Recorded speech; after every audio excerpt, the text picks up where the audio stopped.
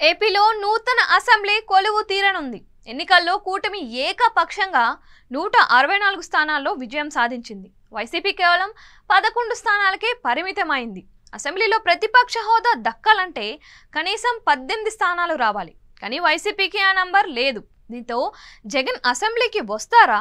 వస్తే జగన్ కు సీటు ఎక్కడ కేటాయిస్తారు? కూటమి నేతల ఆలోచన ఏంటి అనేది ఇప్పుడు ఆసక్తికరంగా మారుతోంది. గతంలో జరిగిన పరిణామాలకు సమాధానంగా నిర్ణయాలు ఉంటాయా అనేది చర్చగా సాగుతోంది. ఏపీలో కొత్తగా ఎన్నికైన సభ్యులతో అసెంబ్లీ సమావేశం కానుంది. గత శాసనసభలో చోటు చేసుకున్న పరిణామాలతో తాను సీఎంగానే ఈ సభలో అడుగు పెడతాను అంటూ చంద్రబాబు నాయుడు సవాల్ చేశారు.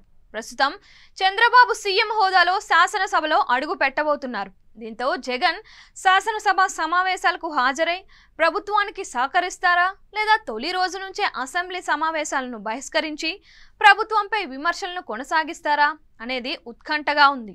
ప్రతిపక్ష హోదా కూడా లేకపోవడంతో వైసీపీకి శాసనసభలో పెద్దగా ప్రాధాన్యత ఉండదు. అదే సమయంలో ప్రతిపక్ష హోదా దక్కకపోవడంతో జగన్కు ప్రతిపక్ష నేతగా అవకాశం కష్టంగానే కనిపిస్తోంది. సభలో ట్రెజరీ బెంచ్లకు ఎదురుగా ప్రతిపక్ష నేత ఆయన పార్టీ సభ్యులకు సీట్లు కేటాయించడం ఆనవాయితీ. కానీ ఇప్పుడు ప్రతిపక్ష హోదా దక్కకపోవడంతో జగన్ సీటు సాధారణ ఎమ్మెల్యే తరహాలోనే ఉంటుంది అని అంచనా వేస్తున్నారు.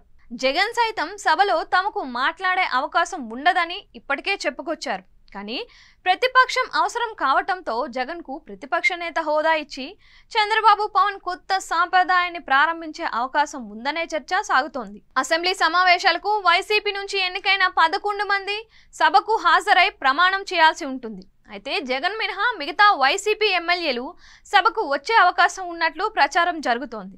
జగన్ మాత్రం సమావేశాలు ముగిసిన తరువాత ఎమ్మెల్యేగా ప్రమాణం చేసే అవకాశాలు ఉన్నట్లు తెలుస్తోంది. దీనిపైన వైసీపీ నుంచి స్పష్టత రావాల్సి ఉంది. జగన్ సభకు వచ్చిన 2014-2019 కాలంలో జరిగిన విధంగానే ఉంటుంది అని వైసీపీ నేతలు అభిప్రాయపడుతున్నారు. దీంతో అసలు జగన్ సభకు వస్తారా రారా?